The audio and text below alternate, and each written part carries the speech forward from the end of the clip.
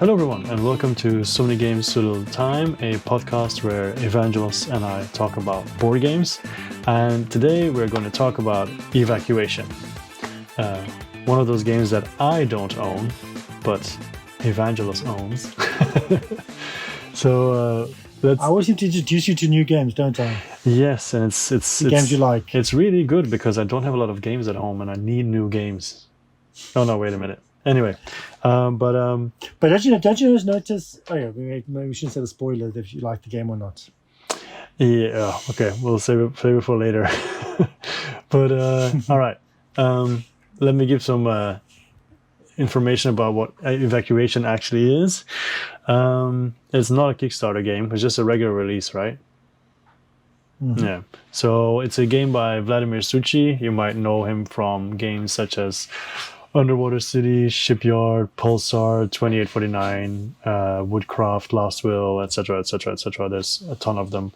And apparently, according to BGG, it plays best at 2 or 3 players. The publisher is Delicious Games, and the artist is Michal Beichel. I think that's how you say it. Mm-hmm.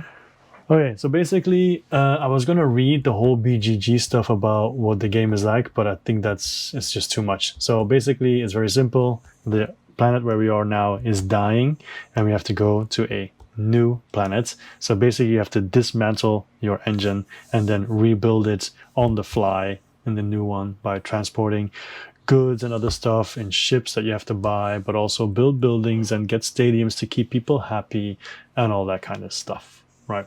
Basically. So according to BGG, it's both strategy and racing, but we'll talk about that more. And it has hand management, highest, lowest scoring, income, pick up and deliver, and has a solo mode. At the moment, it has a 7.7 after 985 ratings, and the weight is 3.95. You think the weight is spot on with 3.95? I don't know. I was thinking about that. Okay. Should we go straight into that then? I think it is heavy, but I think it's more heavy wrapping up how to do what you need to do rather than the actual mechanics. Yeah, it's more about like how do I do this efficiently rather than the actual game mechanics. Is what's heavy. Would you agree with that? Or what do you think?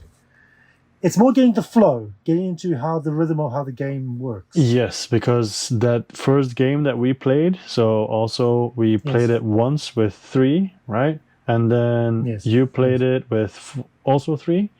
4. I had 4. 4 at the time. And then I played solo. So that's what we've got so far, 3 games between us. The first game we played, I had a lot of trouble getting into this one. Oh my goodness. I think maybe it's also because we played after Barcelona, which was also quite heavy. And I don't know. I normally don't have that problem getting into games that badly, but that one was it took me until half the game to finally wrap my head around it and know how to play. With more details about that later, though. So I think that's where the 3.95 comes from, because a lot of the standard ideas that you have from games, like, oh, it'll be like this, isn't necessarily true here.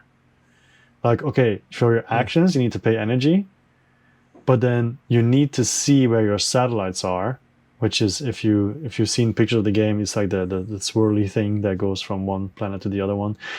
And if your satellites are all the way still in the old world, you can only pay from the energy there. If they're like halfway, you can do from both. If they're all the way to the new world, you can only pay energy from the new world. But then normally in normal games, tends to be, oh, you pay with energy and it doesn't matter where it comes from. You know, you just pay. But then here, thematically, it makes sense, of course, because you're rebuilding stuff and there's nothing left there or whatever.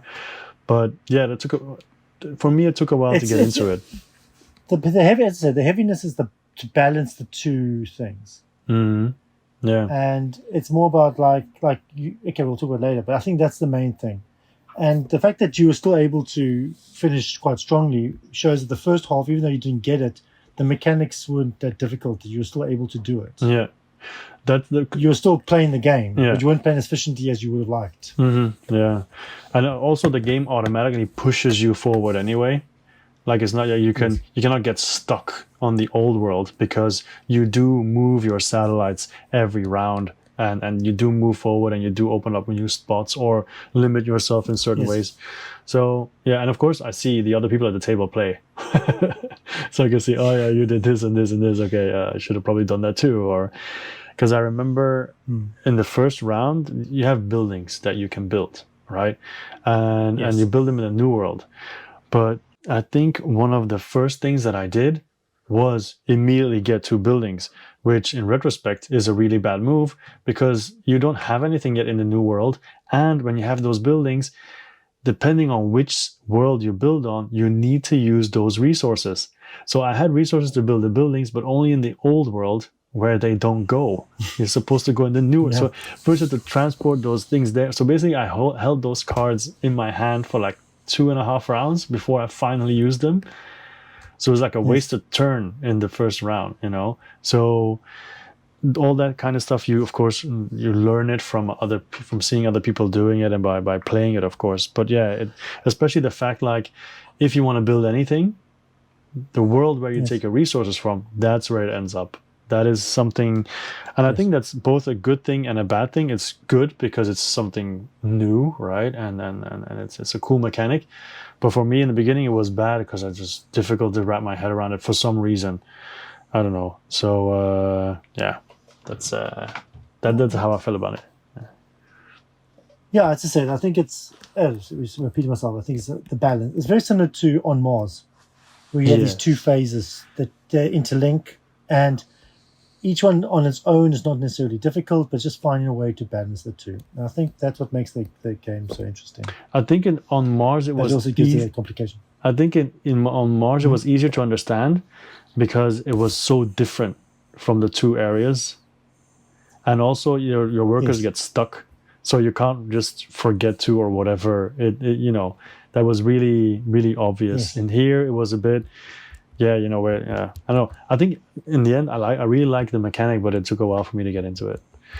I already messed up by saying that. I already messed up our order because I was going to start with what was really good and then okay, and then potentially bad, and then so on.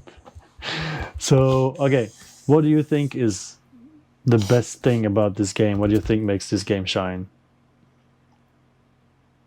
If it shines. The two hard. I do like the game. I like most games by Suchy.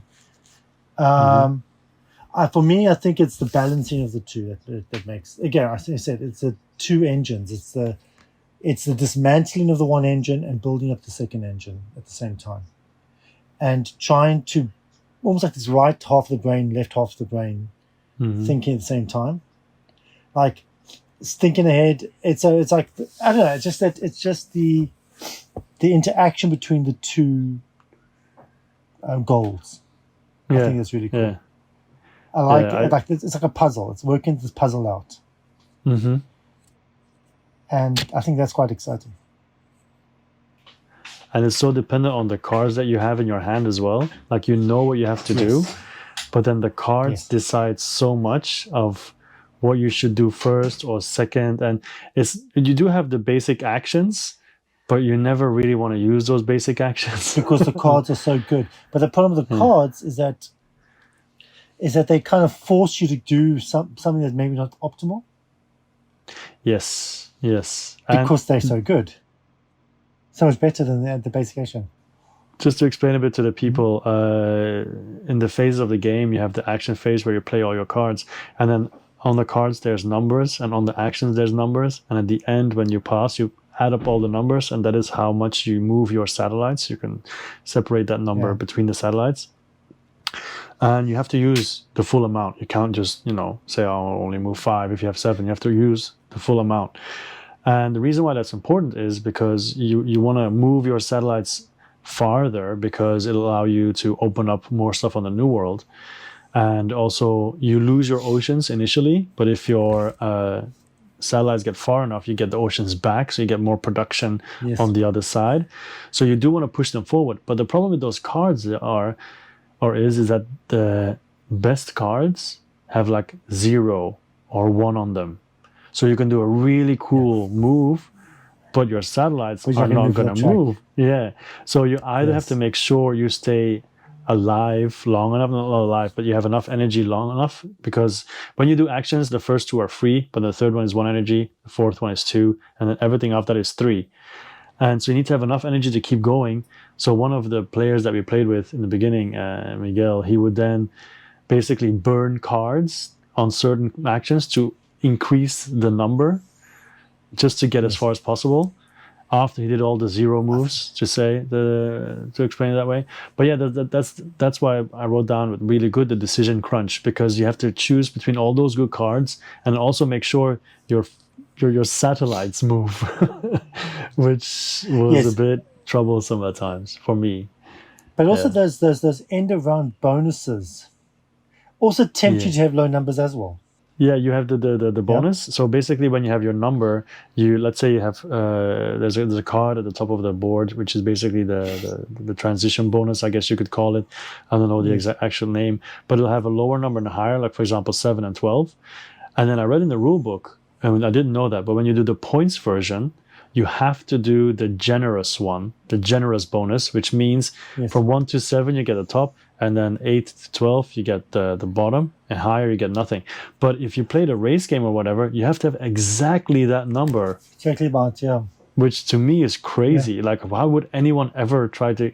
Because the bonuses are okay, but it's not something I would go for. But anyway, so the fact that you have that and you have some goal cards that say every time you get the Yes. higher or lower bonus, you get points, which I have something about to say about that later on, honestly. But it also infects that, because sometimes the bonus is really nice. Sometimes it's like, I don't really care. Yes. But sometimes like, because when you, for example, it might give you resources, but when you get resources, once again, you have to choose. You put it in the old world or the new world and stuff like that. Because I remember when we first played and I got 2 energy and I wanted to put in the new world, everybody was like, are you sure? No, Yep. old world. Because I didn't Because you need the make energy to for your Yes. chips, yeah. Yeah, I hadn't made that connection yet and everything. So yeah, but yeah, so yeah, just decision crunch. Everything is so nicely connected. It's not like if you play Yeah. one card, it has a lot of ramifications. Because that's another thing that I wrote down: the energy cost for actions and the correlation with the progress track. So tight. That you have to keep it in mind, and you can really, because I think there's going to be a how to play video, which is already done, and solo playthrough, which I'm still editing. But I think there I had like one turn where I think I moved 4 with the satellites only. I think it was like, because I totally forgot that round. I was like, oh crap, and then so yeah, I think I did pretty well though. I can't remember. You should watch it. Yeah. Anyway. Yeah. No, what I really like about the game, the fact that there are different variations of the game. There's the point system and the race system. For the solo, you don't do race; you just do points. I'm assuming. I did points, yeah. But even with Yeah. the points is different. I mean, you can do points, and then you can also add the cards. But you can do points without the cards. But yeah, anyway, yeah. No, but the fact that the game has these modes, which you have the race mode, in which is the first person to do 3 things. I think it's get all your markers on the new world up to 8, and build 3 stadiums on the new world. First person to do that triggers end game. Yeah. So there we have a definite goal to reach. So it's the fact that they have that mode, but then they also have a mode without the cards, in which you just do the basic actions only. Yeah. So, and I played. That's a version I played initially. Yeah. With because there were less experienced players, and it's not just a watered down mode. It is a viable mode. Yeah. It's not just like introductory mode. It is still a crunchy Euro, but a lot simpler. So it's actually very interesting that the game has a legitimate easier mode, but still a solid Euro. Does that make sense? Yes. You told me that you thought it was quite boring, but on the other hand, I know For me. Yeah, for you, yeah. Because we're used to having like cards and advanced actions and so on. But I agree that it's probably tight because you still need to think about the value of those actions and moving your satellites and everything else. So it's still you still need to make the choices. It's just in a different way. Yes. Different way. So, and I found that to have two modes where I can just play the game with less experienced players, but still not almost patronize them with this totally simplistic, stripped down game. So it's the easier mode is not stripped down. Yeah. It's still a heavy game in some ways. So I thought that was interesting that he was able to create multiple modes but still have them all to be viable. Would you argue that the race version is shorter than the card version? No, it took 4 rounds. Or at least for us, it took four rounds. Yeah, but I mean, in time, is it shorter? It still took us about the same time. Oh, okay. Because I think you'd have less to. But that could also be because it was our first game. Yeah, true. With less experienced players, because even though it's just getting all 8 or get all 3 markers to 8, that still takes a lot of work. True. And because your actions are weaker, it's going to be more difficult to get them that high too. Yeah, exactly. Okay. Especially when you don't know how to use the goal cards. But the other thing is, I think the thing I really like is the tech tree. What do you think of the tech tree? I got it under okay. Yeah. So let's talk about that. No, I agree. I understand. Yeah. Let's talk. It's something I like, but there's also problems with it too. Okay, you want to go? Okay, I'll go first then. With the tech tree, I like it, but I think if this were a game that I would be planning to play a lot in a short time span or whatever, or I'd be like, okay, I only have like 10 games. This is my 11th game, so we're going to be playing this for a month or whatever. I think the tech trees would get old very quickly, because even though you randomize them, because for the people at home, we have a level 3, a level 2, and level 1, and it has 3 tiles for each, and then you basically mix them up and then put them down. So your 1, 2, 3 in each row will be different, potentially every game, right? But all 9 checks are always the same. Yes. Next combination. Yes, exactly. So I think we talked about that before, saying that it really opens the door wide open for expansions, because now we have 4 sets, but you can have a 5th and 6th and 7th and 8th and 7th and so on, which is true. But on the other hand, I think it's it'll be nice if we had a couple more with each set that don't get onto your board. Yes. Like 5 level 3s and only 3 get on your board and so on. Sure, it's a good point. Because now when I have a certain board, I'm like, okay, this board gives me bonuses for health. This number, like say set number 2, I don't remember. So if I have this set, I'm always going to do this, because it doesn't really make sense to do anything else because of the bonuses that it gives me. While if it mixes around a little bit more, I might be like, okay, set 2, it could be this or this, depending on what comes out. So I think it is asymmetric, that's true, and it helps, but I think it's a little bit too limiting, and some actions aren't really that good. some techs are really that good, while others are really good, so you're always going to go for that specific one no matter what, on each board, I feel. So yeah, I mean, it is going to change your gameplay from game to game, because that one that you always go for will be connected to other ones, which will send you in different directions, but sure. But yeah, but it's interesting because obviously they had to try and balance it. But it's interesting. You're right. It's interesting that all 9 texts are always the same. All the tokens in each grouping of texts are always the same. Yeah. It is surprising that there's no variability there. But yeah, on the other hand, like you said, it is fun. It is fun because you do see like, oh, you've got that power, that's so good. And maybe next time you can then play with that board. I mean, not with the board, just with the set. And then you can try it that way and so on. Because I think in the solo game, I played with your set, if I'm not mistaken. Yes. Yeah. So when I played solo. So yeah, it's cool to see. To then try it yourself, and there is of course a certain amount of replayability before it gets old, but I think we've just been spoiled by other games as well that give higher more variability. Yeah, I think so. Yeah. Variability. Yeah. Okay. So what else do you like about the game? I already have the really good stuff done. With good, I already talked about the card use, the mix with the progress, the symmetry, the fact that you're rebuilding your engine, and also with the constant thinking of like, okay, what should go first? Because on the one hand, you want to put your energy first because it gives you turns. Yes.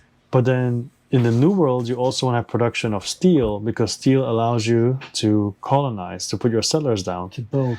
Yes, exactly. And then of course you need the food too to feed people. Like the board that I had, the tech tree had that. I think one of the techs was that I had to feed one less on both sides, which was awesome. You know, it makes it so much easier. But then it's always like, okay, now I'm high on my actions, but I've got nothing to settle. So now I've got this again. So in the beginning, I was like, okay, you always go for actions, which makes sense. But then you always like the other. So it really depends on the cards that you have and the combination of all that kind of stuff, which I think is good that it's all. Exactly. But yeah, so nothing specific. I think it looks good. It's not super beautiful, but I think it looks good. It looks nice on the table. No, it's a straightforward non-Kickstarter Euro. Yeah, I think. but I think people seeing the both planets will be like, "What's going on here?" You know, it's a bit more appealing than your standard feel. Yeah. You have anything else that's good? No, I think the theme. I like the fact that this is a Euro that has a good theme. Like like the spaceship. The spaceships are cool. Yeah, that's true. Yeah. The idea that you transfer things to each other to the side, and as I said, the dismantling of the one engine is such an interesting mechanic. Also, the fact like progressing of the satellite track destroys your oceans. Yeah. So straight from the beginning, like you're doing well, but then you're really cutting Yeah. your leg. You also like. I just think the game makes it's a real challenge, and I think that's what we want. Yeah, it's true. The fact that what was I going to say? I was going to say something. With the engine rebuild, the fact that you're always it's a fine line that you're walking because you don't want to take too much stuff off, or don't want to build too much of one thing on the other side and then ignoring the other stuff, because it also goes once again hand in hand with your goal cards, which I'll talk about in a minute. But the fact that, like you said, you start with 7 of each, but even after the first progress, you immediately -1 to everything because of the ocean. So it already influences your actions for the next round. So sometimes it is good to not spend all your energy and keep some for next round, so you can have more to do and stuff like that. And yeah. It's also the fact, like, do I really want to move stuff already, or am I going to leave it at the end? Because if you leave people in the old world, it'll give you negative points at the end of the game. So you don't want to leave people or factories there. So it all like I said, the theme is really good. I think you feel the theme here as well. Yes. Okay. Now the only things I have left are potentially bad. Is there anything else you want to talk about? Again, the rest of to me is just normal. The buildings and everything, the ships and everything is just okay. Especially like the stadium is just a weird theme. Yeah, it's keeping people happy, right? It's like in every Civilization game, has smiley faces a bit. And the factories, whatever they call them, it's just a prerequisite you move up the track. Yeah. It's kind of boring. Yeah. So, I agree with you there. And the ships are just like, okay, the ships just take over certain products. That's all it takes. It's transport, yeah. But they're very expensive, though, in general. Yeah, transport. Yeah. Okay. I agree with you there. The very expensive thing for the ships that brings me to a potentially bad thing. It's the goals, the goal cards. Because you can also, of course, play without the goal cards because it's a points variance, right? But if you play with the goal cards, you basically... Everybody has 4. You choose 1. You draft. Basically, it goes around. You take another, and you end up with 4. And then 1 is removed, and you keep 3. Discard. Right. One is discarded. You keep 3, and that's what you score. My problem is that some cards combo too well together. Like the initial 4, you might have one that says, "Oh, you get points for plant factories," and then I get cards from you. Oh, look, plant production. And then I get another card and it says factories in general. So then it's very easy for me to rack up the points because I just to focus on that one thing. But then you've got other cards that say like, oh, ships, have X amount of ships. But ships are expensive and don't necessarily combo with anything. Just make sure you pay it and then you have it. But then it just makes it a little bit easier to transport stuff over. But I think you don't really need more than 2 ships in the game, maximum. most of the time, depending on what you do. Okay. Maybe 3. But then I think the maximum point is 4 ships, but I think 4 ships is way too much. And then also the bonus goal card that says if you have the lowest bonus, you get 3 points every time. So you can get up to 12 points. And then if you have 4 or 5, you get even more points.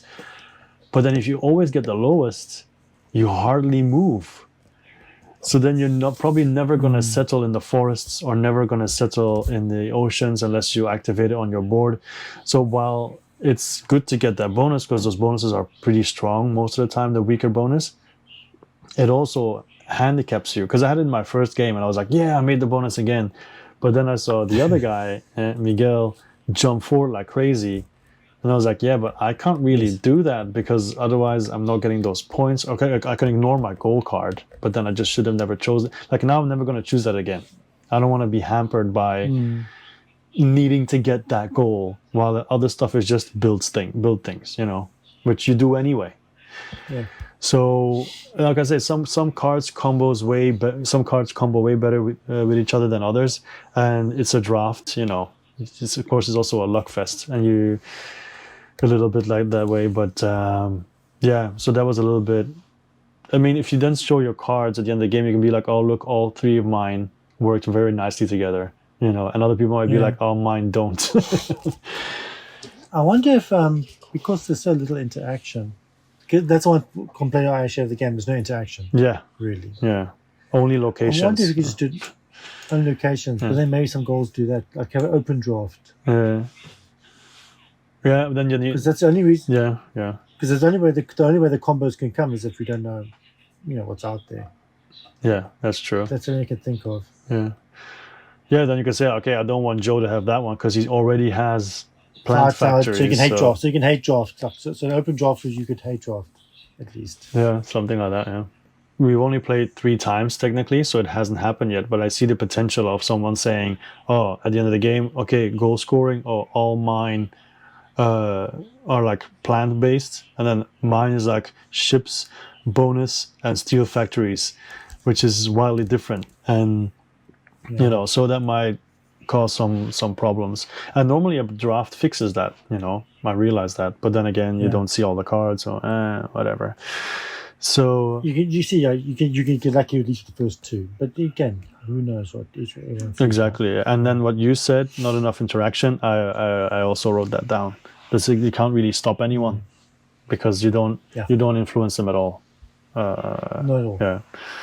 The only way you stop them, the only interactions are that track where you could maybe block a couple of the symbols, but there's so many of the symbols on the track. And then when you play with the cards, you can have cards that say you have this symbol for the whole the whole year. Yeah, or the tech I had that you also played with has the one. Yeah. So there's very little interaction. Yeah.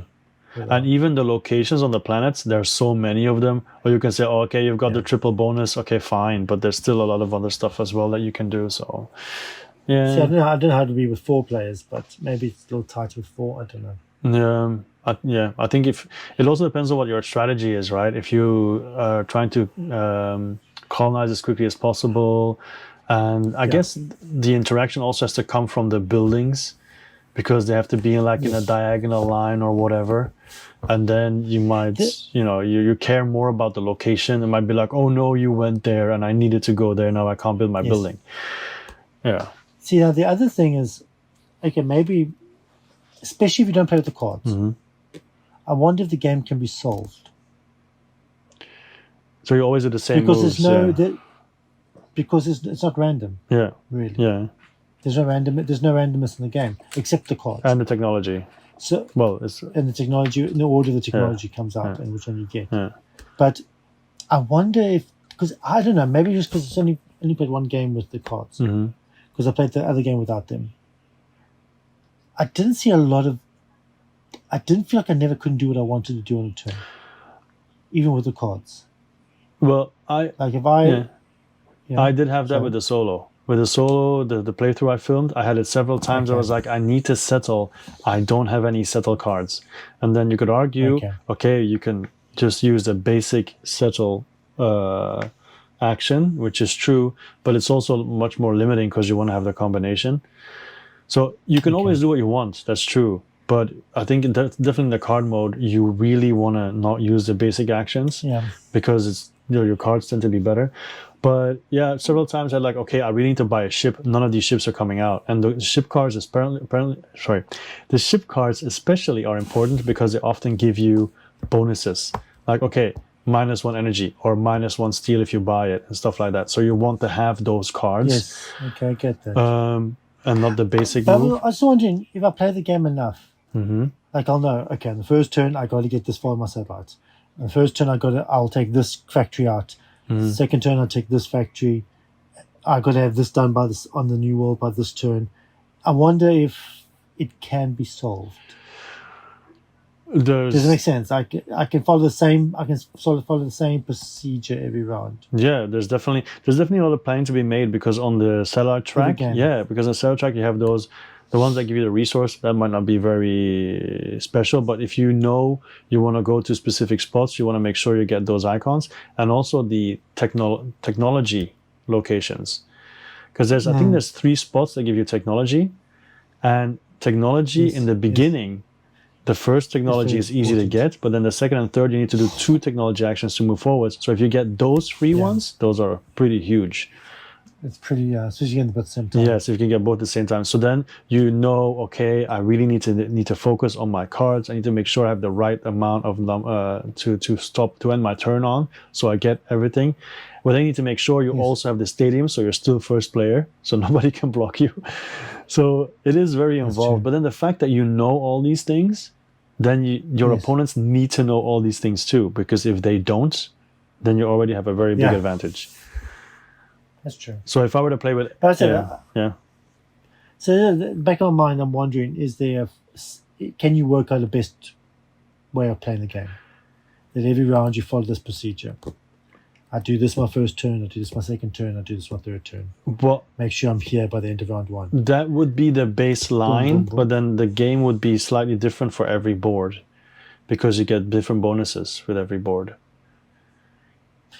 Yeah. So then I think it can be fixed, but then you say, okay, if I have board 2, I need to do this. If I have board 4, I need to do this, or set 4, whatever. That's so true.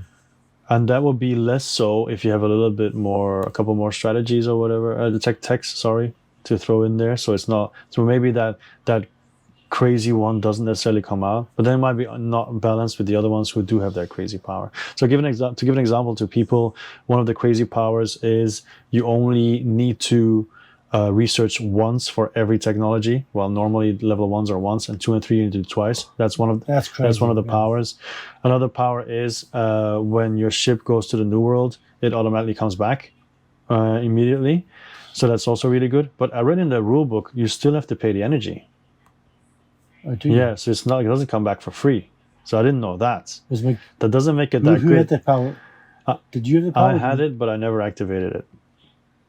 Okay. I had something else, but and everybody has a specific plant that scores double, that produces double. Like all the plants are represented. There were some other ones that are really powerful. So if they're not in there, then you might not use them. I think the one that was on your board, I think, is every round you have a free action where you can exchange, which is huge in the beginning because you want to get rid of some of the stuff you're not using and change it into energy so you have more moves. Yeah, so they do have really cool powers that way. It's a good also delaying action. It's really good for delaying. Yeah, because then you can combo that one with the basic action where you can do the same thing, get 1 resource and do 3 exchanges. Yeah. So, I think the game is, for me at the moment, the game is good. Yeah. And depending if you play more, maybe you can go up to great. I don't know. But the fact that you say I think I can solve it, I'm not saying that you can solve it. I'm just saying that it's solvable. I do believe that because I think it can be. Yeah, because I think there's always, if you're not doing this, for example, you're probably not going to win. Stuff like that. Yeah. So things like, for example, the mistake we both made that Miguel didn't make, which is excavating stuff in the first round. Yeah. Maybe that's now. Same as happened with Great Western Trail, which they fixed in the second edition. Yeah. Like in the first round, you always got to take a hit to get money. Mm-hmm. Yeah. I don't know if you played Great Western Yeah, Trail. yeah. You know that when the first time you go there to deliver cattle, Yeah. you take the penalty and take the points penalty and get money, Yeah. and you take that money to start an engine. Oh, okay. I've never played that way. They became like Yeah. with Magellan, and they picked up straight away, and it became like the rote, Yeah. became like the standard opening move, Yeah. and it became such a problem that they had to fix it in the second edition. Okay. I wonder, like with this game, there's like the standard opening move. Don't send anything on the first round. Keep your engine in the new world, Yeah. in the old world, and then start building up from the first 2 rounds. Could be, yeah. Could be. I things like that. I think there might be an optimal way to handle the first round, especially. Yeah. Yeah. But I think that And I think it's a bad Yeah. sign that we're already talking about it after playing both twice, you know, that we already see. well, the thing is, the reason I'm thinking is because there's nothing random. Yeah. I don't know if it's true or not because it's got the cards. But besides that, I wonder. That's what I wonder. The thing is, like, it's always like, what should you not do and what should you do in the first round? And for example, you could potentially buy a ship, but then not send it over, right? Because you cannot wait until you have stuff in the new world, because then you build your ship in the new world, but then still has to fly back. And then, so stuff like that. So you can buy it and then just not use it or whatever, and you know, stick it, stay around there. But it's, I don't know. In the end, you know, he destroyed us. So obviously he was onto something. True. But then maybe again, because we played the cards wrong, maybe it's a little less, more difficult to solve the game if we keep 2 cards every round. Well, yes. Okay, so for the people listening, normally when you play with the cards, the advanced cards mode, in the beginning of the game you have 7 cards, you discard 3, and then you have 4, and on your turn you play 1, you draw a new one, and then at the end of the round you keep your 4. And the next round you just take 3. But the way that we played the first time is we discarded everything. So that's positive and negative. If you have bad cards, it's negative. If you have really good cards, you know. And if you had bad cards, it's positive to get rid of them. But if you had good cards, it's really, bad that we got rid of them. So it's like the solo I played with keeping the cards, and sometimes it was a good thing, sometimes a bad thing. Because like I have 4 cards that give me ships. I don't need ships. And then I was stuck with those ships. See, maybe that's what you should. Maybe that's what does make the game. That's the randomness the game needs. Yeah, and then you draw 3 new ones, of course, and I throw away 3 ships. But it's I don't know. I think it might be in a one way a potential problem, but then for us personally, I don't think it would be, because I don't think we wouldn't be playing it enough to get to that problem. Exactly. So. But it is a game that if people would suggest it, I would immediately say yes, and I would immediately play. Yeah. But I'm glad I have it. As I said, I like all his games. Yeah. You know, like Praga Kaputregni. He's like my second favorite designer. Yeah. Ocean, Underwater Cities, Lost World. These are all great games. So I'm more than happy that I've got this game. But it's not. But yeah, it's not perfect by any means. But I think I really do like it, and I think it's the originality of it and the theme. Yeah. So my question, I asked you last time as well. Would you think it's better than Underwater Cities without the expansion? Ignore the expansion. I need to play Underwater Cities again. Yeah. But I think Underwater Cities is easier. Yes, definitely. It's lighter. Yeah. So maybe that makes it more appealing. Yeah. I really liked Underwater Cities. Mm-hmm. So I think it's his best game. Yeah. Though I do also really like Praga Kaputregni. Well, I actually do. I need to play that one. Yeah, we should play something. I think you really like it. If you like Excavation and you like Underwater Cities, you probably like it too. So I have Praga Kaputregni. I have the Prodigals Club too, but both of them I haven't played yet. I had Woodcraft, but I didn't connect to Woodcraft. I got rid of that again. Yeah. Did you get the solo cards for Praga Kaput? No, not yet. They're like a promo pack. Oh, okay. It's not downloadable. It's downloadable too, but you can actually buy the actual physical cards as well. I'll see if I can find it. Yeah, that would make it easier to bring it to the table for sure. But I like it.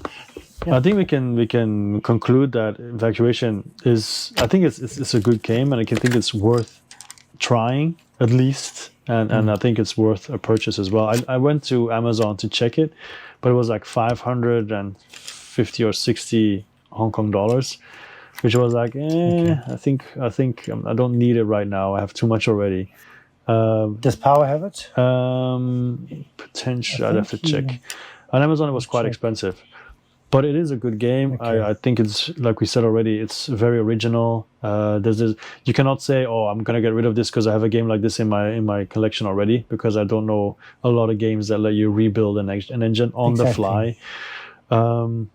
Yeah, it's it doesn't overstay its welcome. It's just like an hour and a half. He's selling it. Okay, Powers go for $450. Okay, it's quite a bit cheaper. Yeah.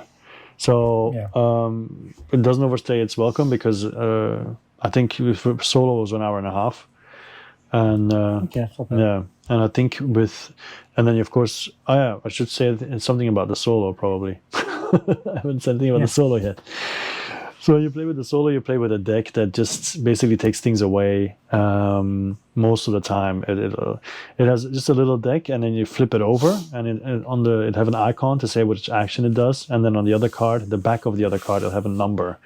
For example, if it's a ship and it's number 2, it will remove ship number 2.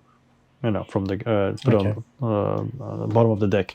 Or if it's a building, it'll do the same thing. If it's a stadium, it will take the stadium and it will compete for the happy faces bonus points at the end of the game.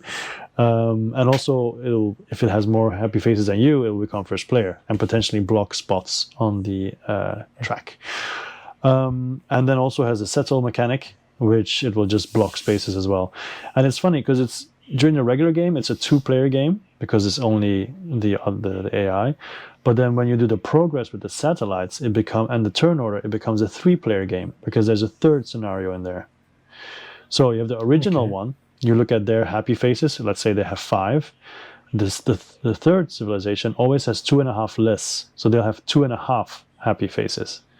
So potentially you could end up being third in the player order. And that means 4 satellites will move before you and block spots. So you are forced to try to get some happy faces at least, so you can at least make sure you get some of the bonuses. Otherwise, you cannot. And the way they move, they always go super fast. Because on even turns, if I remember correctly, they both move the highest bonus number, the card, like the 12 that I gave as an example. Wow. On uneven turns, only the second civilization, so the AI, the original one, they will move the highest. The third will move the lowest. So the AI almost always reaches the end with both almost. But yeah, they take up a lot of spots as well. And of course, they break the game because they If it happens, the settle action, they could potentially settle an ocean in the first round. But there's a very small chance of that happening. But and also around round 3, extra cards get added to make it more competitive. But I think it's the AI works in blocking stuff. In the end, you're just playing your own game. It feels like you're playing solitaire. But it is sometimes like, okay, I know they're gonna get a ship. I know they're gonna get a building. I know they're gonna get a stadium. But when, I don't know. So if I really need that one, I should probably get it ASAP. No, I'm gonna wait. Oh crap, it's gone. So, So there's a bit of that unpredictability. Yeah, because stuff is gonna go away, and you might need it, and you're still thinking about your general stuff, your goal cards, the bonuses, because the drafting and the goals go the same way as a normal game. You have 4. There's another deck with 4. You choose one. You randomly remove one from the other deck. You swap stuff like that. So I don't know. I enjoyed the solo game. Was it smooth then? Okay, that's good then. Yeah, it was smooth, because it's really straightforward, really easy to do, very few questions. That's what we want. Okay, that's actually good for a heavy Euro. Yeah. And I'm pretty sure if I were to play against you and Miguel again, I'd completely destroy you. But that's not going to happen, so it's too bad. I just know it in my mind that... I'm sure we can make... As I said, I would like to play the game with 4, or see how... I don't know, maybe just take longer. Well, it'll look prettier. With all the settling and everything, that's definitely because it looks pretty nice when all the settling has happened and it's covered, for sure. I'm sure there are ways to make it even more beautiful with Etsy stuff. Have like plastic little factories instead of just a token and stuff like that, or little guys. You got me wondering. It might be a bit too early for that, but I'm sure if it's popular enough. But yeah, 7.7 after 985 ratings, I think it's pretty good. I think it's fair. Yeah, for sure. I think it's a fair score. Yeah.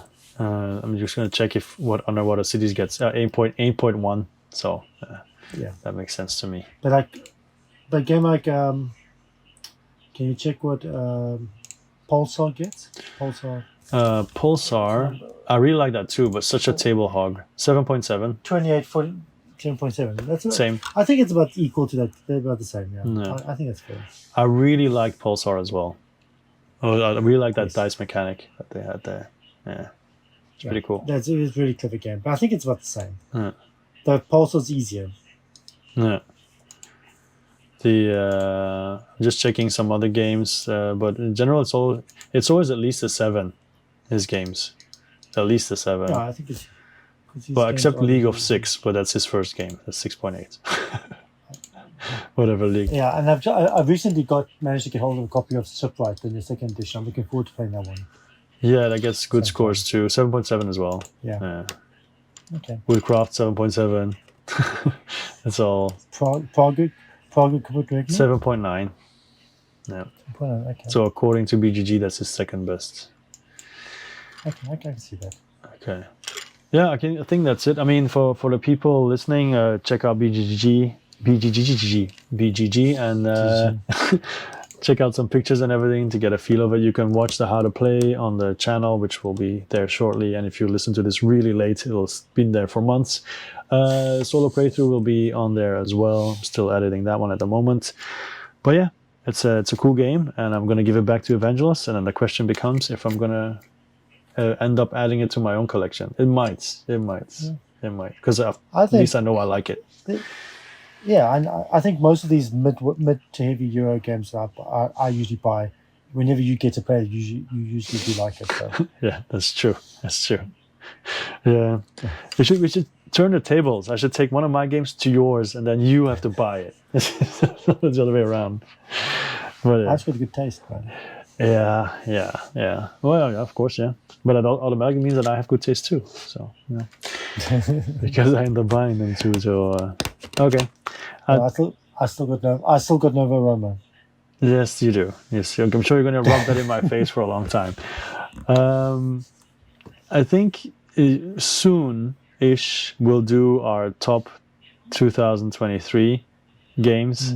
But the problem is we keep wanting to play more games to have a better list. Exactly. But in that case, we're going to be going too deep into 2024. Yeah. 2024. So I think we're going to do it. Let's just put it down the end of February. I would say start end of February because I got a couple of weeks to play games with Miguel again, so I can play Nuclear and games with Miguel. I've got Chinese New Year, so I'll be missing a chunk, sadly. But maybe I'll take some smaller games with me and then try to do solo. Although I'll get it. But Esteban will be here, so we'll take a couple of games with him and Miguel. Yeah.